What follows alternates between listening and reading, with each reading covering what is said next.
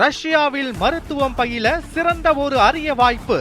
வெளிநாடுகளில் மருத்துவம் பயில சிறந்த முறையில் உதவுகிறது ஏஜே ட்ரஸ்ட் கல்வி குழுமம். மன்னார் வளைகுடாவில் கடல் சீற்றம் காரணமாக திசை மாறி கரை ஒதுங்கிய சரக்கு கப்பலை மீட்கும் பணி தீவிரமாக நடைபெற்றது. ராமநாதபுரம் மாவட்டம் மூக்கையூர் மீன்பிடி துறைமுகத்திலிருந்து தனியாருக்கு சொந்தமான சரக்கு கப்பல் மூலமாக மன்னார் வளைகுடா பகுதியில் மீன்களின் இனப்பெருக்கத்தை அதிகரிக்கும் வகையில் செயற்கை முறையில் பவளப்பாறைகள் அமைக்கும் பணி நடைபெற்று வருகிறது. இதற்காக கூம்பு வடிவிலான குழாய் தொட்டிகளை ஆழ்கடலுக்கு கொண்டு சென்றனர்.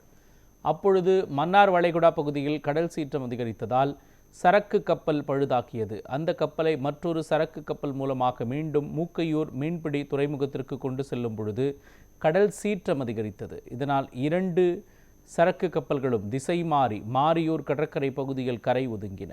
இதையடுத்து இந்திய கடற்படைக்கு சொந்தமான அதிநவீன கப்பல்கள் நாகப்பட்டினத்திலிருந்து வரவழைக்கப்பட்டு மீட்பு பணி நடைபெற்றது.